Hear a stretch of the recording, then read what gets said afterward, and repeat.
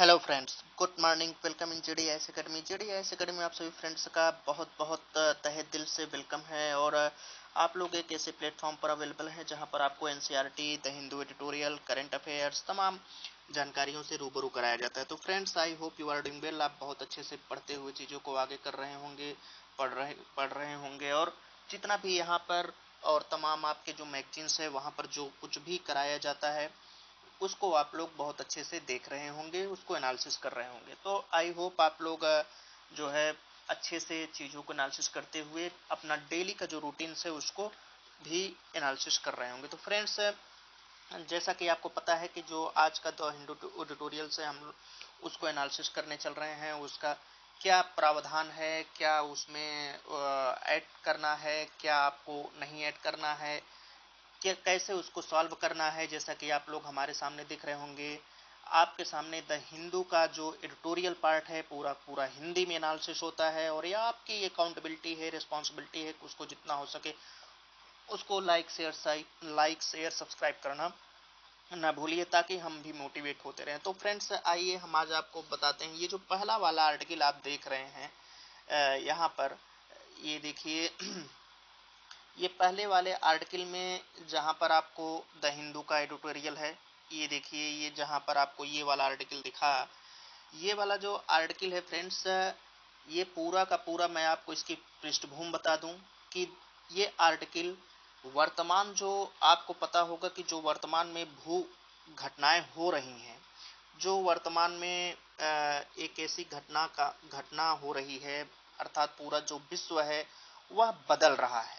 और उस विश्व के बदलते हुए क्रम में एक तरीके से आप कह सकते हैं जो विश्व क्रम में ऑर्डर आ रहा है, जो उनके बदलाव की जो व्यवस्था हो रही है उसमें हर जगह पर, चाहे आप यूएस अमेरिका को ले लीजिए, चाहे आप यूएस और नाटो को ले लीजिए, यूरोप को ले लीजिए, चाइना को ले लीजिए, रसिया को ले लीजिए, एक तरीके से मल्टीपोलर जो ध्रुव बन रहे हैं उसमें अरब लीग भी पीछे नहीं है। अरब लीग भी अपना काम कर रहे हैं, विधिवत कर रहे हैं। और उन्हीं के संबंध में ये जो आर्टिकल है, ये पूरा का पूरा आर्टिकल आया है। तो जो वर्तमान भू राजनीतिक बदलाव, इकोनॉमिक बदलाव हो रहा है उसमें इंडिया कहाँ पर स्टैंड है, हर जो दृष्टिकोण है, और अरब में जो बदलाव हो रहे हैं, अरब में जो लीग हुई है उसमें कहाँ पर वो है, उसको लेकर के क्या बदलाव किए गए हैं, उसके ऊपर हम पूरा का पूरा एनालिसिस करेंगे। तो आई होप आपको अब तक जो पृष्ठभूमि है वो समझ में आ गई होगी। अब हम लोग आर्टिकल में चल रहे हैं। तो आइए फ्रेंड्स, और यहाँ पर जो क्वेश्चंस बनेगा वो मैं पहले ही बता दे रहा हूँ। क्वेश्चन आपके सामने लिखा गया है। वर्तमान भू राजनीतिक बदलाव, आर्थिक बदलाव में भारत और अरब दुनिया के संबंध में भारत को अपने कदम कैसे उठाने होंगे ताकि भारत और इसके संबंधों की, यानी कि जो अरब दुनिया है उसके साथ संबंधों को एक नई दिशा दी जा सके, एक नई ऊर्जा दी जा सके। इस पर आप लोग प्रैक्टिस कीजिएगा। एनालिसिस में कर दे रहा हूँ 125 से 250 शब्दों में। फ्रेंड्स, जो वर्तमान घटना है, अभी हुआ क्या कि अरब लीग समिट आयोजन हुआ। इस समय पूरी दुनिया एक परिवर्तन के दौर से गुजर रही है। और वो परिवर्तन है, अभी देखेंगे आप कि क्वाड सम्मेलन हुआ जो है जापान के हिरोशिमा में। और इसके अलावा शिखर सम्मेलन जी7 हुआ। G20 का आगामी है। तमाम देश अपने अपने जो संगठन हैं वो कर रहे हैं। तो इसी क्रम में जो अरब लीग नेशंस है, हो क्या रहा है कि आप अगर करंट न्यूज पढ़ें तो उसमें कहीं भी पिछले कुछ सालों से या जल्दी देश अरब देश में जो घटनाएं अरब देश में जो घटनाएं होती हैं उसमें उनका जिक्र नहीं रहता है। अरब देश, होता क्या है कि ये जैसे लगता है कि ये देश दुनिया से दूर हैं, क्योंकि उनके साथ वो अपने आप को हाईलाइट नहीं करते हैं। तो वर्तमान में हुआ क्या कि जो जिद्दाह है, जिद्दाह में 32वां अरब लीग सम्मेलन आयोजित किया गया। और यह जो सम्मेलन था 12 वर्षों के बाद आयोजित किया गया। वही मैंने कहा कि जल्दी आप करंट की मैगजीन्स में अरब देशों के गठन, अरब देशों के जो सम्मेलन होते हैं उनके बारे में करंट अफेयर्स उतना ज़्यादा नहीं पढ़ते होंगे। वही पार्ट पढ़ पा रहे होंगे जो इंडिया के साथ बाइलेटरल रिलेशनशिप में आता है या भारत अरब देशों के साथ द्विपक्षीय संबंध करता है। तो हुआ क्या कि 12 वर्षों के पश्चात जो 22 अरब देश हैं उनके 17 प्रतिनिधि गवर्नमेंट लेवल पर आपस में मिले, बैठक किए, आयोजित किए। 32वां अरब लीग सम्मेलन आयोजित किया गया जिद्दाह में, आपको याद करना है, करंट का क्वेश्चन है। इसमें सीरिया और यूक्रेन को भी सम्मिलित किया गया था, स्पेशल इन्विटेशंस दिया गया था। इसमें जो है जिद्दाह की डिक्लेयर किया गया, जिद्दाह की जो घोषणा हुई इस मीटिंग के दौरान वो क्या हुई कि अरबों के सामने चुनौतियों की जो बात की गई, अरब देश जो है वो चुनौतियों का सामना कर रहे हैं। और कौन सी उनके सामने जो चुनौतियां हैं वे कौन सी चुनौतियां हैं? पहली चीज की सामाजिक चुनौतियां हैं, क्योंकि उनके कई देश आपस में जो घरेलू युद्ध है उसमें संघर्षरत हैं। आर्थिक चुनौतियां हैं, उनका ट्रेड डेफिसिट हो रहा है, उधर वार, यूक्रेन रसिया वार हो रहे हैं, तो इसके साथ ट्रेड की दिक्कत हो रही है, आर्थिक परेशानी है। और यह जो जिद्दाह की घोषणा है इसको जो है इन्होंने राजनीतिक दृष्टिकोण से अगर इसका पॉलिटिकल व्यूज देखें तो यह एक नियमित था, संयमित एक घोषणा की गई थी राजनीतिक दृष्टिकोण से। किसी जैसे होता क्या है कि जब चाइना और रसिया ये दोनों देश जब आपस में मिलते हैं तो इनके मध्य क्या होता है कि पूरे विश्व की निगाहें एक इन पर आ जाती हैं। क्यों आ जाती हैं? क्योंकि जो रसिया और चाइना है इनके जो विचार हैं, पहली चीज के यूएस और नाटो के विरोधी हैं, यूरोपियन विरोधी हैं, अमेरिका विरोधी हैं, और इनके विचार आपस में मिलते हैं। इसी तरीके से जब इंडिया अमेरिका में टाइज होता है या इंडिया कहीं जाता है तो रसिया और चाइना की निगाहें इंडिया के ऊपर रहती हैं, क्योंकि इंडिया चाइना को कड़ी टक्कर हर सेक्टर्स में दे रहा है। तो इस हिसाब से जो जिहाद की घोषणा, जो जिद्दाह की घोषणा है वह इन सबसे दूर थी, केवल और केवल अपने तक ही उसने सीमित रखा। और यह मैं कहूंगा कि यह बहुत ही बेहतरीन ढंग है, क्योंकि आप जितना ज्यादा अपना दायरा फैला लेते हो उतना ज्यादा ही तमाम हस्तक्षेप की बात आ जाती है, तमाम एलिगेशंस हो जाते हैं, तमाम आपको प्रॉब्लम्स का फेसेस करना पड़ता है। तो राजनीतिक दृष्टिकोण से अगर देखें तो इसने किसी के ऊपर आरोप नहीं लगाया, किसी को इंगित नहीं किया, किसी अन्य देश से कुछ, किसी अन्य देश के बारे में कुछ इन्होंने कहा नहीं। एक तरीके से पॉलिटिकल व्यूज अगर इसका देखें तो उदारवादी था, संयमित था। और अरब इसने सीधा सीधा जो कोटेशन दिया, सीधा सीधा जो डिक्लेयर किया कि अरब देशों के जो घरेलू मामले हैं उसमें होता क्या है कि विदेशी हस्तक्षेप बहुत जबरदस्त रहता है। जो यूरोपियन कंट्री हैं, अमेरिका कंट्री हैं, इनका केवल और केवल एक ही स्वार्थ रहता है कि कैसे हम तेल को लेकर के तेल जो है उसको आयात करें या तेल सस्ते दामों पर खरीदें, और जो वहाँ के खनिज संसाधन है उस पर कैसे हम अपना अधिकार जताएं। तो ये घरेलू मामलों में आपने देखा होगा सीरिया के मैटर्स में, यमन के मैटर्स में जो विदेशी हस्तक्षेप होता है, इंटरफेयर होता है, वो बहुत रहता है। तो जो जिद्दाह की घोषणा हुई उसमें सीधे सीधे कहा गया कि आप लोग अब जो विदेशी हस्तक्षेप है वो अब नहीं करेंगे। विदेशी हस्तक्षेप किसी भी अरब कंट्री के घरेलू मैटर्स में इन्वॉल्व नहीं होगा, उसको रोका जाएगा। अगर सशस्त्र समूह और सेना के गठन की बात की जाती है किसी मैटर्स के लिए तो उसको रिजेक्ट कर दिया गया, अस्वीकार कर दिया गया कि हम मिलिटेंट, उग्रवादी समूह, सशस्त्र समूह, ऐसे किसी भी घटना का जिक्र यहाँ पर नहीं है। इस तरीके से अगर कोई गठन यहाँ होता है तो हम उसको रिजेक्ट करते हैं, ऐसा हम लोगों का कोई भी इंटेंशन नहीं है। यानी कि एक तरीके से जो इस समय प्रेजेंट की मांग है एक शांति तरीके से अपने कार्य को करना, वही इस जिद्दाह की घोषणा से इंडिकेट हो रहा है, उससे इंडिकेट होता है। अब बात आती है कि जो इसमें जिद्दाह की घोषणा में जो नहीं किया गया, क्या नहीं किया गया जिद्दाह की घोषणा में? जैसे नॉन अरब जो इशू होते हैं, यानी कि जो अरब कंट्रियों से दूर हट करके जो इशू होते हैं, अरब कंट्रियों से उनका कोई लेना देना नहीं होता है। यूक्रेन के मैटर्स में, जो यूक्रेन और रसिया में पूरी विश्व की निगाहें टिकी हुई हैं, हमको क्या करना चाहिए क्या नहीं करना चाहिए, वो मैटर्स। और इसके अलावा जो है क्या कहते हैं ईरान से जुड़े हुए मुद्दे, जो फ्रेंड्स ईरान से जुड़ा हुआ मुद्दा है उसको लेकर के बात की जा रही है। ईरान ईरान से जो वहां पर ईरान यूएस से जो मुद्दे जुड़े हुए हैं उसकी बात की जा रही है। अब यहाँ पर बात यही है कि इजराइल, ये लोग क्या है कि जो ये सब मुद्दे हैं उनसे ये लोग, उन पर जो है किसी भी तरीके की कोई भी चर्चा इन लोगों ने नहीं किया। और क्यों नहीं किया? क्योंकि ये लोग पहले अपना ही घर देखें, क्योंकि ऐसे ऐसे में अगर बाहरी बातें आ जाती हैं तो वो पूरा का पूरा जो एजेंडा होता है वो एक तरीके से खराब कर देता है। और इसमें हालांकि इन सब मुद्दों पे कोई चर्चा नहीं की गई, लेकिन इसने फिलिस्तीन का जो समर्थन था उसकी बात की, लेकिन इजराइल का नाम नहीं लिया। फिलिस्तीन जो पहले जैसे संगठित था उसके समर्थन की बात इन्होंने किया, लेकिन इजराइल का वहां पर जो है वो नाम इन लोगों ने छुपा दिया, इजराइल को जो है उसको उस तरीके से नाम नहीं लिया। अब सऊदी दृष्टिकोण आता है कि सऊदी दृष्टिकोण, इन सब मैटरों में जो सऊदी अरब का दृष्टिकोण है वह कैसा है कैसा नहीं है, उसके विषय में जो बात करने के लिए यहाँ पर कहा गया है वो क्या है। तो आइए हम लोग सऊदी अरब के दृष्टिकोण को देखते हैं। तो सऊदी अरब में हुआ क्या फ्रेंड्स कि जो सऊदी अरब के प्रिंस हैं मोहम्मद बिन सलमान, उनका वर्क क्या था। वो जो अरब लीग के कन्वेंशन को लेकर के चल रहे थे, जो अरब लीग को लेकर के चल रहे थे, उसके विषय में उनकी कहानी क्या थी, कैसे वो जो है उसको देखते हैं, कैसे पूरी की पूरी बात वो करते हैं।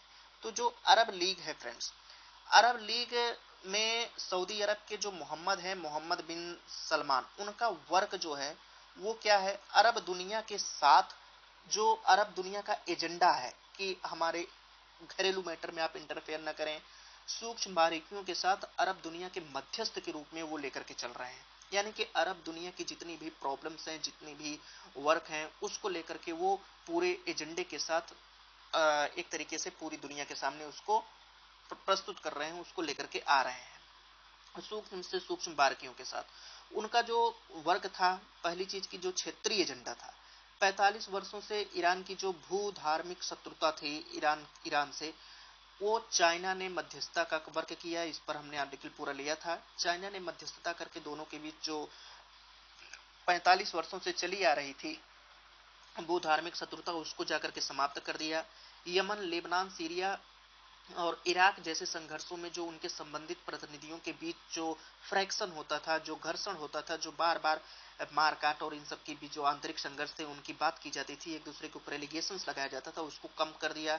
2015 से जो वियतनाम और यमन में जो गृह युद्ध चल रहा था उसके समाप्त होने की उम्मीद लोगों ने जताई है। यूएस के जो संबंध था अमेरिका के साथ, उसको स्थिर अभी किया गया है, वो स्थिर है, उसमें कोई उथल पुथल या इस तरीके की कोई बात नहीं है। अब बात आ जाती है कि सलमान द्वारा जो अरब दुनिया में, जैसा कि मैंने लेक्चर के शुरुआत में ही बताया कि ये क्या है कि एक निर्वात है पूरी की पूरी तरीके से जो ये चल रहा है कहानी, कि अरब दुनिया में कहीं भी कुछ भी होता है तो वो लोग इस दुनिया जो है जल्दी न्यूज में नहीं आते हैं। तो अरब दुनिया का जो निर्वात था, उसके मध्य में अरब दुनिया को सामने लेकर के आना, एक जो खाली पैमाना था, एक जो गैपिंग था, मोहम्मद बिन सलमान ने बहुत ही चतुराई से उसका रास्ता निकाला है पूरे के पूरे जो अरब दुनिया के नेतृत्व के लिए, कि हम लोग एक हैं, हम उसका नेतृत्व करना चाहते हैं। इस बीच जो मिस्र में घटना क्या हुई कि वहां पर अनिश्चित आर्थिक स्थिति आ गई, और इसलिए आई क्योंकि वहां पर जो रिजीम है, प्रशासन है, एडमिनिस्ट्रेशन है, वो जवाबदेही नहीं है इकोनॉमिक के ऊपर। और यहाँ से जो सऊदी अरब के किंगडम के द्वारा जो वित्तीय सहायता दी जाती है, भाई उन्होंने दिया था तो उन्होंने अपनी अकाउंटेबिलिटी पूछा कि कहाँ कितना खर्च हुआ, कैसे नहीं, आप उसको कब लौटाएंगे, तो उसकी जो जवाबदेहिता है वो मिस्र उस पर खरा नहीं उतरा। और उन्होंने क्या काम किया कि ये जो इकोनॉमिक हेल्प करने की बात करते हैं, इकोनॉमिक एसेस की बात करते हैं, कि इकोनॉमिक सहायता की बात, उसको जा करके यूनाइटेड किंगडम ने कम कर दिया मिस्र में। अब इसके बाद जब कम हो गया तो अनिश्चित आर्थिक सिचुएशंस क्रिएट हो गई। तो मिस्र जो है वो अरब दुनिया के नेतृत्व के लिए एक सामान्य दावेदार आप कह सकते हैं कि जो है मिस्र वो अरब दुनिया का नेतृत्व नहीं कर सकता है, और मिस्र जो है उतना ज्यादा इकोनॉमिक रूप से स्ट्रांग नहीं है। और वो जो ये क्या कहते हैं, सऊदी अरब के लिए एक बहुत बेहतरीन अवसर मिस्र लेकर के आया कि मिस्र उधर अलग हो गया, सऊदी अरब जो तमाम देश हैं उनसे ज्यादा इकोनॉमिक रूप में उनकी स्ट्रेंथ जो है वो वेरिएबल है, बहुत अच्छी है। तो उनके सामने एक बेहतरीन अवसर आया कि वो अरब दुनिया का नेतृत्व करें। सीरिया और इराक जो है वो अभी आंतरिक संघर्ष से ही जूझ रहे हैं, ईरानी हस्तक्षेप से जो है। सीरिया और इराक में क्या है, सीरिया अभी आंतरिक संघर्ष में चल रहा है, और वहां पर जो है इराक में क्या है, ईरानी हस्तक्षेप है। तो इस तरीके से ये सब अपना जो इंटरनल स्ट्रगल होता है, घरेलू जो स्ट्रगल होता है, उसमें ही जूझ रहे हैं। यानी कि सऊदी अरब में तो अभी स्थिरता है, लेकिन सऊदी अरब के अलावा आप अन्य देशों को देख लीजिए जो अर्बन कंट्रीज हैं, वहां पर सिचुएशन क्या है। सीरिया, वियतनाम, यमन, इनकी कोई बात ही नहीं है। इकोनॉमिक अगर इकोनॉमी के ही दृष्टिकोण से देखें तो थोड़ा बहुत एक दो देश हैं, लेकिन इकोनॉमी को छोड़ दिया जाए तो बाकी और किसी भी जो पॉलिटिकल स्टेबिलिटी है वो अन्य किसी कंट्री में नहीं है सिवाय सऊदी अरब के। तो जो पॉलिटिकल स्टेबिलिटी नहीं होगी तो आप कैसे नेतृत्व करोगे। तो ये सऊदी अरब के लिए एक बहुत बड़ा जो उभर करके आया है, इमरजेंस होकर के आया है अवसर, वो लेकर के आया है। अब आगे क्या कहते हैं कि सऊदी अरब की जो इकोनॉमी है फ्रेंड्स, अब आगे आइए उसकी सऊदी अरब की इकोनॉमी के ऊपर चर्चा करते हैं। सऊदी अरब की इकोनॉमी, अब यहाँ पर देखिए सऊदी अरब, अभी इकोनॉमी को थोड़ी देर में चर्चा करेंगे, वो टॉपिक अभी बाद में आ रहा है। ये देखिए यहाँ पर क्या बात की जा रही है। बात जो की जा रही है वो है कि सऊदी अरब सऊदी अरब और ईरान के मध्य अमेरिका का जो सुलह होगा, यानी कि सऊदी अरब और ईरान के मध्य जो अभी सुलह हुआ है, चाइना ने जो अपना सुलह कराया है, वो बिना अमेरिका के हुआ है। पहली चीज, उसमें अमेरिका कुछ भी नहीं किया, अमेरिका की उसमें मदद ही नहीं ली गई, न उससे पूछा गया, न उससे कुछ कहा गया। तो एक तरीके से जो ग्लोबल पुलिसिंग आर्डर में अमेरिका की मध्यस्थता चलती थी वो हट गई। अब अरब इस तरीके की जो सऊदी अरब अपना कंटेंट किया है ईरान के साथ, बिना अमेरिका के सुलह की मध्यस्थ जो है बातचीत किया, समझौता किया, शांति के मार्ग पर चला। और ये जो है अरब अपना जो राजनीतिक स्वायत्ता होता है उसका प्रदर्शन किया। और ये जो है एक पॉलिटिकल जो अपनी ऑटोनॉमी होती है, एक रणनीति होती है उसकी, हर देश की, ये बात जाकर के जाहिर हो गई कि हर देश स्वायत्त रूप से अपना निर्णय ले सकता है, अपने रणनीतिक कार्यक्रम को लागू कर सकता है। इसके बाद आता है यूएस, जो ईरान के ऊपर अपना परमाणु कार्यक्रम, पिछले आप कुछ दिनों से देख रहे होंगे कि ईरान के ऊपर उसने परमाणु कार्यक्रम को लेकर के उस पर बहुत बार प्रयास किए उसको बदनाम करने के, कि उस पर जो है इनका जो परमाणु कार्यक्रम है अब यूएस उस संधि से निकल जाएगा, क्योंकि ईरान जो है वो परमाणु ऊर्जा का उपयोग, जो ईंधन है यूरेनियम का, उसका परमाणु बम बनाने के लिए कर रहा है। तो उसके ऊपर इकोनॉमिक सैंक्शन लगाए गए, इकोनॉमिक सैंक्शंस की बात की गई। तो कहीं न कहीं ये जो अरब लीग है, इसका पूरा जो गठन है, इसका जो पूरा लीग अभी हुआ, उसमें अमेरिका को दरकिनार किया, यूरोप को दरकिनार किया और आपस में ही एक क्षेत्रीय पहल की गई। तो ये उस अमेरिका के औचित्य पर सवाल उठाता है। अगर इस तरीके की बात वो लोग आपस में ही सुलह समझौता करके आगे बढ़ रहे हैं तो किसी भी अन्य कंट्री की क्या आवश्यकता है, उसकी क्या औचित्य है कि वो इस कंट्री को के साथ सहयोग करें, इस कंट्री के डोमेस्टिक मामलों में इंटरफेयर करें। और सऊदी अरब और ईरान क्या काम किए कि बिना मध्यस्थता के मतलब कि जो पाकिस्तान, जो क्या कहते हैं कि उसमें किसी मीडिएटर की आवश्यकता ही नहीं पड़ी। और मीडिएटर की आवश्यकता नहीं पड़ी का मतलब जैसे पाकिस्तान हो गया, ईरान हो गया, ओमान हो गया, कतर हो गया, ये सब जो मीडिएटर का काम करते थे कि हम आपके साथ चल रहे हैं, उनके बीच मध्यस्थता करा देंगे, जो अपने देश में ही कुछ नहीं कर सके। तो इनका जो बिचौलियों के रूप में इनका जो इम्पोर्टेंस था वो कम हो गया। क्यों? क्योंकि सऊदी अरब और ईरान डायरेक्ट आपस में मिले। और इसके अलावा जो गाजा में हमास की सत्तारूढ़ पार्टी है, हमास वहां पर सत्तारूढ़ है, तो उसको इन्होंने फिर से शामिल किया और कतर और ईरान को अलग किया, मुख्य लाभार्थी के रूप में बदलने की मांग किया। क्योंकि गाजा को लेकर के कतर और ईरान जो है मुख्य लाभार्थी थे कि आप उन्हें शामिल करेंगे, जैसे मीडिएटर नहीं होता तो मीडिएटर के तौर पर वो वर्क करते थे। तो इन्होंने अपने लीग में गाजा को फिर से जो है शामिल करके, वहाँ जो हमास है वो रूलिंग है, उसको शामिल करके एक तरीके से कतर और ईरान को जो है रिप्लेस किया, मुख्य जो लाभार्थी हैं उसको बदलने की इन्होंने मांग किया। अब यहाँ जो है जो सूडान में जो युद्ध हो रहा है, जो आंतरिक इंटरनल कॉन्फ्लिक्ट हो रहे हैं, युद्धरत जो गुट हैं, जिद्दा क्या बन गया है कि उसके मध्य शांति वार्ता का स्थल बन गया है। तो इस तरीके से जिद्दा की जो डिक्लेरेशन के अलावा और भी बहुत सारे बातें निकल करके आई जो वहां पर हो सकती हैं। अब ये देखिए सऊदी अरब की जो इकोनॉमी है इस दौरान, यानी कि जो अरब वर्चस्व, अरब नेतृत्व को लेकर के जो वर्चस्व की बात की जाती है, उसकी जो इकोनॉमी है वो इकोनॉमी क्या है उसको जरा देखिए। जीडीपी जो 2022 में थी वो 8.7% बढ़ बढ़ गई, 8.7% से बढ़ करके 1108 बिलियन डॉलर हो गई। और ये जो है यूएई से जो वर्तमान उसकी जीडीपी उससे दुगना हो गई। आयल एक्सपोर्ट अगर आयल निर्यात अगर देखें, तेल का निर्यात सऊदी अरब की देखें तो 51% बढ़ गया और ये बढ़ करके 228 अरब डॉलर पर पहुंच गया। ये एक तरीके से जो ओपेक देश हैं, जो तेल निर्यातक देश हैं, उनके लिए भी वाइड इफेक्ट पड़ा और जो ओपेक प्लस देश हैं उनके लिए भी, दोनों देशों के लिए मुश्किल हो गया और पश्चिम के लिए जो वेस्टर्न कंट्री हैं उनके लिए भी ऑलरेडी ये मुश्किल हो गया। अब जो अतिरिक्त तेल की क्षमता है, यानी कि जो एक तरीके से अगर वैश्विक उथल पुथल हुआ तो तेल कहाँ से आएगा, तो उसके लिए तेल का जो भंडारण है, वैश्विक जो तेल की क्षमता है, वो तेल की क्षमता सऊदी अरब की केवल केवल और सऊदी अरब की एक कंपनी है सऊदी अरामेको, उसके पास है। और इसके अलावा जो वैश्विक आर्थिक उलट पुलट हुई है कोविड 19 और इन सब के बाद से, उसमें क्या हुआ कि क्षेत्रीय जो पुनर्निर्माण की कॉस्टिंग होती है, लागत होती है, वो बढ़ गई है ऑलरेडी। तो उसमें वहां तक फिर से जो पुनर्निर्माण है वहां तक पहुंचने के लिए, यानी ये गंतव्य तक पहुंचने के लिए, उसका रिकंस्ट्रक्शन करने के लिए सऊदी अरब इसमें जो है पहले आ रहा है।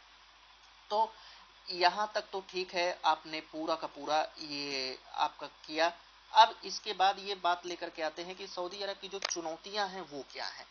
अभी तक तो आपने इनका जो पॉजिटिव पक्ष था वो देखा, ठीक है, आपने ये किया, ईरान के साथ संधि की, ईरान के साथ सब शांति आए, अरब लीग नेशंस में आपका परिवर्तन चल रहा है, क्या कहते हैं, आप लीडिंग कर रहे हो, लीडिंग रोल में हो, बहुत अच्छी बात।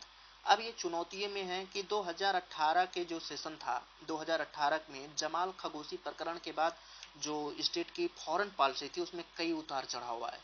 अब इस उतार चढ़ाव को हटाते हुए इसे और अधिक प्रभावी बनाने के लिए इसको अधिक परिपक्वता और निरंतरता की आवश्यकता है।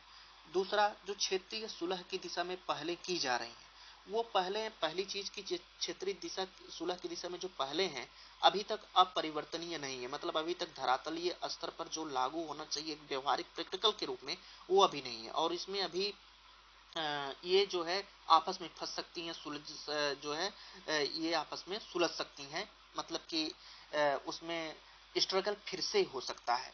क्योंकि जब सिद्धांत बन जाते हैं कागजों में और उसको जब आप जमीनी स्तर पर लागू करते हो तो बहुत सारे जो प्रॉब्लम्स होते हैं उसको फेसिंग करना पड़ता है, तो उसको आपको हटाना पड़ेगा। यूएई और कतर के साथ जो सऊदी संबंध हैं वो फ्रिक्शंस पर हैं। घर्षण का मतलब होता है कभी उसमें रबिश है, उसमें जो है अभी वो उतने ठीक नहीं है और ये उनके साथ जो रिलेशन है वो खराब हो सकते हैं। अगले जो अभी तो क्या है कि सऊदी अरब में स्टेबिलिटी है, पॉलिटिकल स्टेबिलिटी है, लेकिन अगली बार ऐसा हो सकता है कि जो सऊदी अरब का जो क्राउन है, जो क्राउन सऊदी अरब में चुने जाते हैं वो मोहम्मद बिन सलमान का अगर नेक्स्ट टाइम अभिषेक होता है तो वो एक विघटनकारी और विचलित करने वाला हो सकता है। तो ये सऊदी अरब के बारे में पूरी की पूरी बात कही गई कि सऊदी अरब कैसे क्या कर सकता है कैसे नहीं। अब यहाँ पर फ्रेंड्स एक बात है, ये तो मैंने आपको पूरी की पूरी सऊदी अरब की इकोनॉमी के बारे में, सऊदी अरब की जो पॉलिटिकल व्यूज होता है उसके विषय में आपको बताया। भारत का दांव जो मैंने क्वेश्चन दिया था वो अब यहाँ पर उसका आंसर है, पूरा का पूरा बैकग्राउंड क्लियर करते हुए। भारत क्या है कि जो पश्चिमी एशियाई देश है वहां पर भारत का उच्च दांव है। उच्च दांव का मतलब उनके साथ भारत का जो संबंध है वो ठीक ठाक है, अभी उसमें इतना कोई टर्माइल नहीं आया, यानी कि उतार चढ़ाव नहीं आया है, संधियां हुई हैं। और हम जो सऊदी अरब के साथ संधि किए हैं उसका आनंद ले रहे हैं। सऊदी अरब के लोग हमारे यहाँ आते हैं, हम उनके यहाँ जाते हैं, हमारी डेलीगेसी जाती है, उनकी आती है, तो हमारे जो संबंध हैं वो अभी अच्छे चल रहे हैं, आनंद चल रही है। लेकिन हो क्या रहा है कि जो राइटर हैं वो कहना चाहते हैं कि वर्तमान समय में भू राजनीतिक बदलाव बहुत जबरदस्त हो रहा है। इकोनॉमी की जो क्राइटेरिया है वो बदल रही है, आपस में छोटे छोटे गुट बन रहे हैं।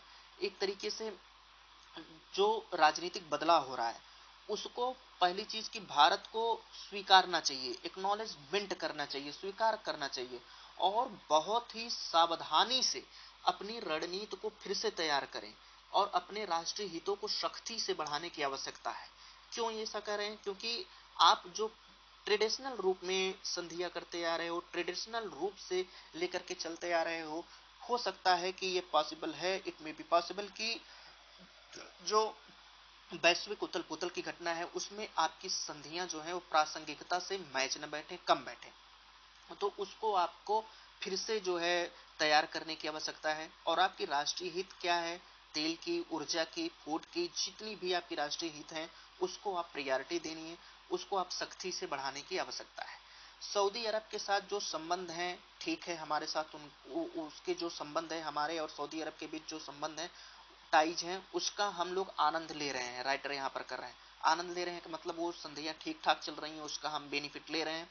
लेकिन उसमें भी समय समय पर उसको उन्नयन करने की आवश्यकता है, समय समय पर उसको रीचेकिंग करने की आवश्यकता है। और इसके लिए हमको द्विपक्षीय पहल पर विचार करना चाहिए। द्विपक्षीय मतलब कि जो डेलीगेसी है और अधिक इसके साथ जो कमिटमेंट है वो बढ़ाना चाहिए। और अधिक हमको जो है उस पर मिलने के लिए, जब आपस में मिलेंगे तो बातचीत होगी तो कोई न कोई हल निकल करके आएगा और भी संधियां बढ़ेंगी। तो इस पर हमको विचार करना चाहिए। पिछली साल जो मोहम्मद बिन सलमान की यात्रा स्थगित हो गई थी किसी किन्हीं कारणों से, वो इस बार फिर से उनको आमंत्रित करना चाहिए। तो इससे क्या होता है, एक इज्जत बढ़ जाती है, दूसरे देशों के प्रति विश्वास में वृद्धि हो जाती है। जो G20 में वे उपस्थित होंगे तो उनकी जो उपस्थिति है उसका हमको द्विपक्षीय लाभ उठाना चाहिए। उनके साथ अलग से द्विपक्षीय संबंधों को निर्मित करना चाहिए, रणनीतिक साझेदारी को बढ़ाना चाहिए। जो रणनीतिक साझेदारी जो परिषद है उसको उसको सक्रिय करना चाहिए। ऊर्जा संपूर्णता की क्षमता का लाभ उठाना चाहिए। जो ऊर्जा उनके यहाँ है उसका हम कैसे यूज करें, इसकी क्षमता को कैसे हम बढ़ाएं, कैसे गेन करें, कैसे लाभ उठाना चाहिए, इसको देखना चाहिए। द्विपक्षीय व्यापक आर्थिक साझेदारी बनाना चाहिए। सामाजिक आर्थिक जो बुनियादी ढांचे हैं उसका जो है निर्माण करना चाहिए। और यही नहीं, आपको जो है जो विजन है यूनाइटेड किंगडम के साथ, जो हमारी regionally bilateral infrastructure social economy building की बात है, पार्टनरशिप की बिल्डिंग की बात है, वो 2030 के विजन तक हमारा जो विभिन्न पक्षों पर जो प्रोजेक्ट है जो वो चल रहा है उसको हमको और भी उठाना चाहिए। तो फ्रेंड्स, ये पूरा का पूरा आर्टिकल था। और जो हमने आपको क्वेश्चन दिया था वो क्वेश्चंस यहाँ पर आपको उसका सॉल्व मिल गया होगा कि कैसे उस क्वेश्चंस को करना है, कैसे हम अपनी उसको लेकर के चलें, कैसे हम वहां पर अपनी बात करें। तो ये आपका आर्टिकल था फ्रेंड्स। अब यहाँ पर एक और आर्टिकल की बात आती है और वो आर्टिकल है आपका भारत ऑस्ट्रेलिया के साथ संबंध। आपको दिखाई दे रहा होगा यहाँ पर जो है फ्रेंड्स, अभी देखिए हमारे प्राइम मिनिस्टर जी गए गए थे। कहाँ पर गए थे ये आपको पता ही होगा, बताने की जरूरत नहीं है। उनकी कई देशों में यात्राएं थी, ऑस्ट्रेलिया भी गए थे। हुआ क्या था कि ऑस्ट्रेलिया में जो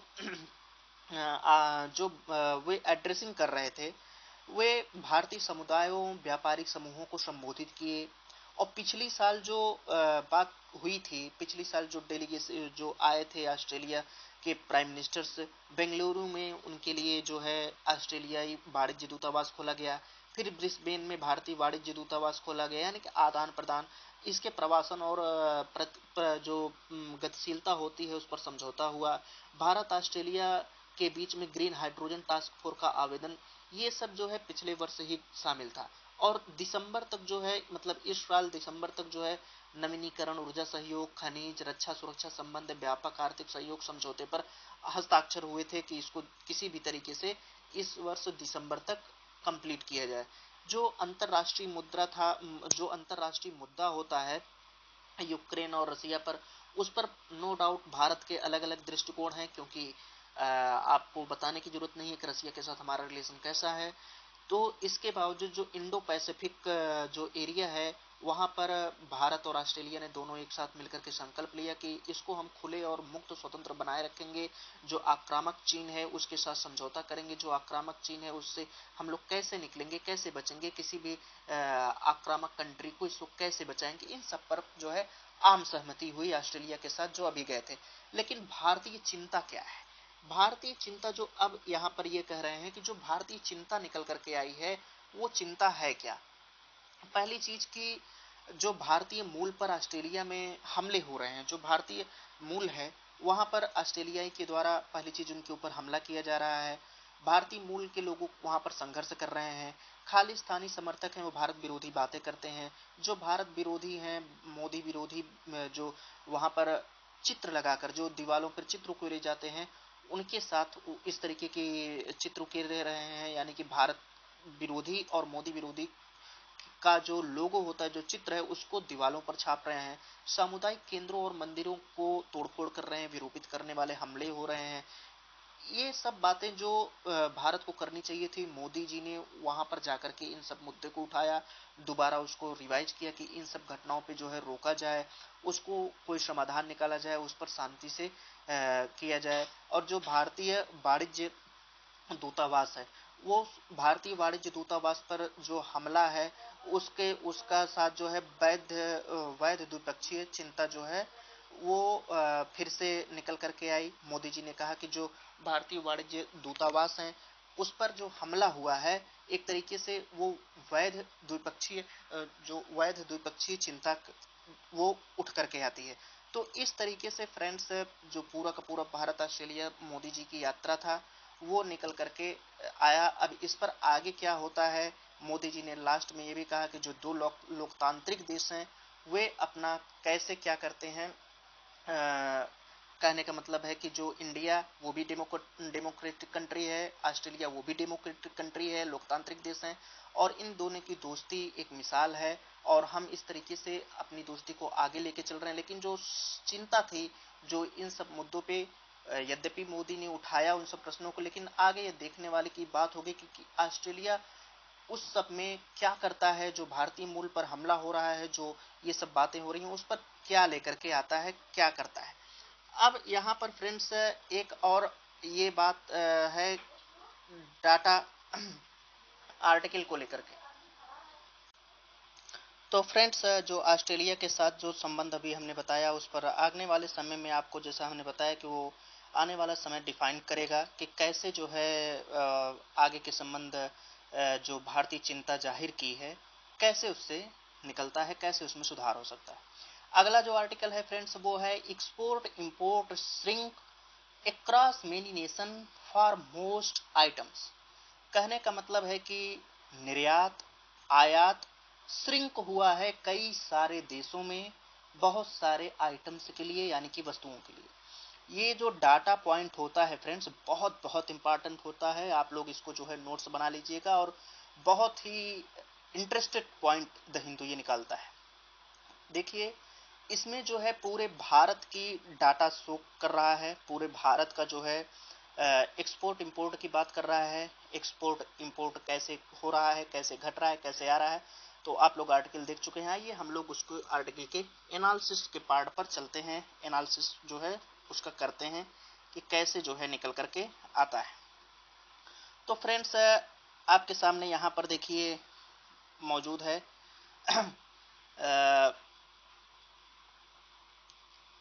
ये डाटा एक्सपोर्ट इंपोर्ट, ये देखिए जा रहा होगा, वहां पर दिखाई दे रहा होगा आपको। ये डाटा एक्सपोर्ट इंपोर्ट की बात की जा रही है, जो डाटा एक्सपोर्ट होते हैं उसकी बात की जा रही है। जो तो अप्रैल में क्या हुआ कि अप्रैल के महीने में जो है पिछले साल जो जून के बाद से एक्सपोर्ट और इंपोर्ट दो का दोनों घट गया अप्रैल के महीने में। और ये जो है निर्यात की पिछले साल जून के बाद से ये सबसे बड़ा गिरावट हुआ है, और निर्यात की तुलना में जो आयात है वो अधिक घटा है। तो जो व्यापार घाटा है वो कम हुआ है, लेकिन इतना खुश होने की बात नहीं है। क्यों? क्योंकि इसकी जो खुशी है, वो खुशी कैसे जो है, अब देखिए उस खुशी को लेकर के कैसे जो बात की जा रही है कि ठीक है घट तो गया है, कोई बात नहीं, जो गिरावट आई है पूरे के पूरे कंट्री में, वो केवल भारत तक ही नहीं सीमित है, पूरे विश्व के कई सारे देशों में सीमित है। और यह जो गिरावट हुई है आयात और निर्यात दोनों में, यह जो निर्यात आयात हुआ है, यह वैश्विक मांग की तरफ इशारा करता है। यानी कि एक तरीके से जो वैश्विक डिमांड होती है वो क्या हो रही है, वैश्विक डिमांड कम हो रही है, तो उसकी तरफ ये इशारा कर रहा है। फिर क्या कर रहा है कि जो 2022-23 का आर्थिक सर्वेक्षण निकल करके आया था, उसमें आर्थिक सर्वेक्षण ने इस बात को उल्लेखित किया गया था उसमें कि जो भारत का जो स्लोइंग ग्लोबल डिमांड है, यानी कि जो वैश्विक डिमांड है, वैश्विक जो मांग है, उसका स्लो होना एक तरीके से वैश्विक निर्यात पर बहुत बैड इफेक्ट पड़ेगा। उस पर जो है भारत के जो पूरे ग्लोबल एक्सपोर्ट करता है भारत, उस पर इफेक्ट इसका पड़ेगा। और आईएमएफ ने 2022-2023 के लिए जो ग्लोबल वृद्धि होती है उसको बताया था कि स्लो डाउन होगी, वो उसमें कम वृद्धि होगी। और जो आईएमएफ की नई रिपोर्ट है अप्रैल 2023 में, उसने ग्लोबल जो ग्रोथ के लिए बताया है वो लगभग 2.5% तक धीमा हो सकता है, यानी कि 2.5% जो है वो धीमा हो सकता है कंपेरिजन जो पिछले साल या नॉर्मल स्थिति में होता है। अब आईएमएफ की जो रिपोर्ट है वो रिपोर्ट क्या कहती है उसको देखते हैं। जो आईएमएफ की फ्रेंड्स रिपोर्ट है वो रिपोर्ट क्या है कि यूएस में अभी क्या हुआ, एक तरीके से इकोनॉमिक जो वहाँ बैंक है, 3 बैंक, वो एकाएक खत्म हो गई है। और उससे जो है यूएस में वित्तीय जो फाइनेंशियल स्ट्रेस होता है वो कंटेन हो गया, वो क्रिएट हो गया। आईएमएफ ने जो अभी ग्लोबल स्लोडाउन या ग्लोबल ग्रोथ के ऊपर अपनी रिपोर्ट जारी की है उसमें इस तरीके की घटना का कोई उल्लेख नहीं है, मतलब इस तरीके की घटना को उसने काउंट नहीं किया है।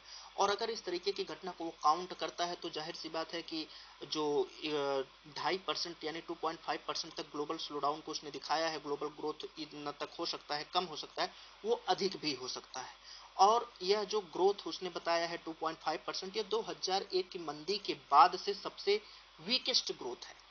और लेकिन ये 2020 में कोविड-19 आया था और वैश्विक वित्तीय संकट 2008 और 9 में, उसको छोड़ करके जो ये जो 2.5% ग्रोथ है ये सबसे कम है। अब आगे की बात कर रहे हैं कि जो चार्ट फर्स्ट है वो क्या शो कर रहा है, यानी कि चार्ट फर्स्ट जो है वो 2023 में जो एक्सपोर्ट है उसमें 12.1% की गिरावट आई। ये जो तीर है ये गिरावट का संकेत है। और जो इंपोर्ट हुआ है यानी कि जो आयात हुआ है उसमें 14.1% की ग्रोथ आई। जो मैंने शुरुआत में आप लोगों को बताया था कि निर्यात के मुकाबले आयात अधिक कम हुआ है, तो यही है कि देखिए आयात 14.1% गिरा है और निर्यात 12.1% कम हुआ है। इसमें भी जो लेकिन यहाँ पर महत्वपूर्ण क्या सिग्निफिकेंस बात क्या है कि जो नॉन ऑयल और नॉन गोल्ड वस्तुएं हैं, यानी कि जो तेल और सोने के अलावा जो वस्तुएं हैं उनका जो इंपोर्ट है उसमें जो गिरावट देखी गई है उसमें धीमी गति से नहीं देखी गई है। और जो इंडियन जो ग्रोथ है वो लगातार लचीला रहा है। इनको लेकर के जो इनका इंपोर्ट्स होता है, जो इनका आयात होता है फ्रेंड्स, उसका जो गिरावट है वो लचीला ही रहा है, एक तरीके से बहुत ज्यादा गिरावट उसमें नहीं आया है।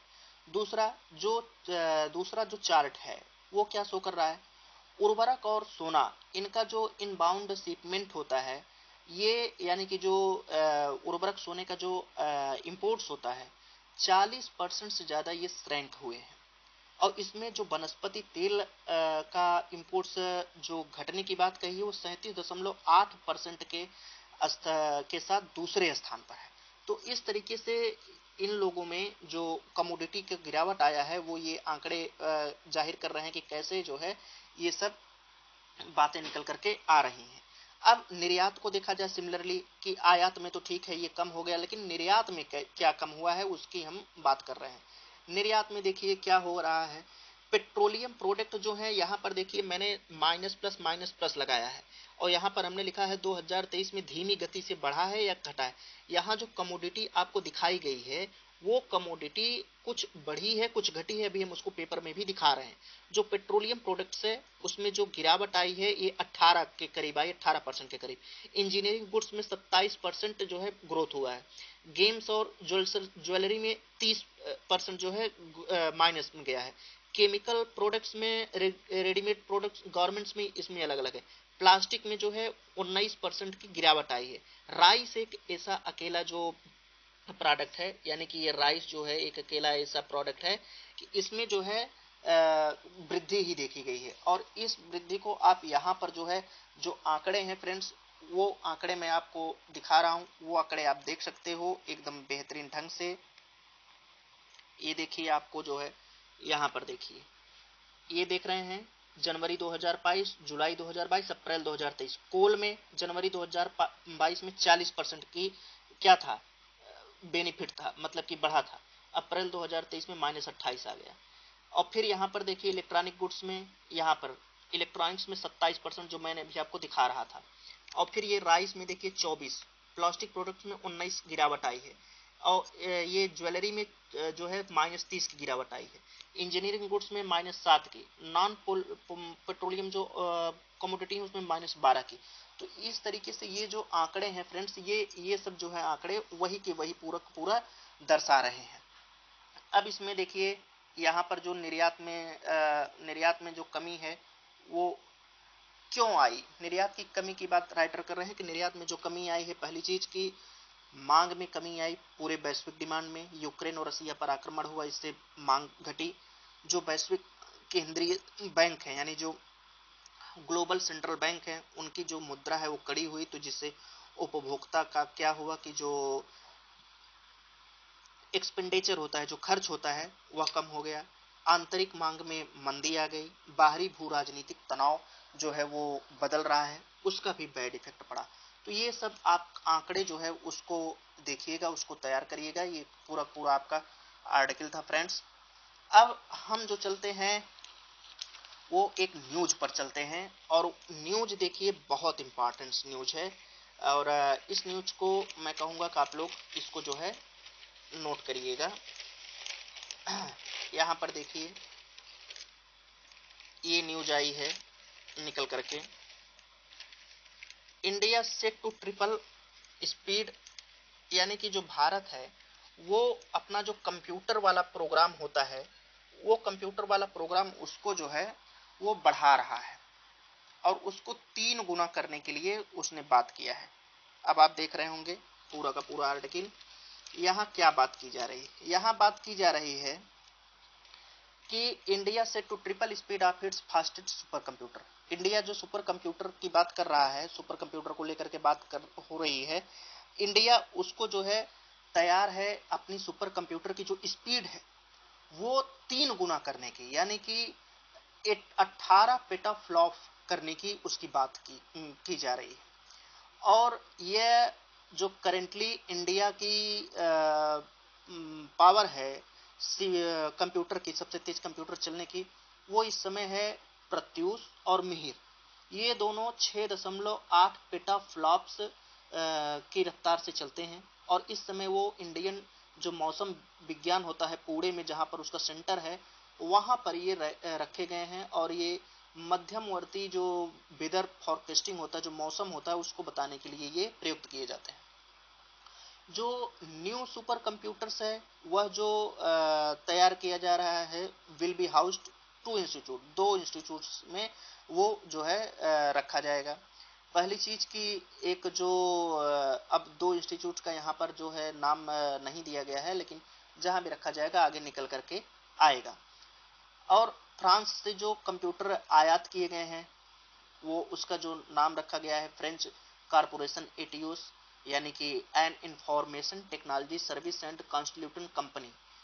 इसके लिए भारत सरकार ने 2025 तक 4500 करोड़ रुपया जो है इन्वेस्टमेंट की बात की, यानी कि इस पर एक्सपेंडिचर की बात की। और ये दिसंबर 2018 की डील है, कंप्यूटर जो इंपोर्ट इंडिया कर रहा है।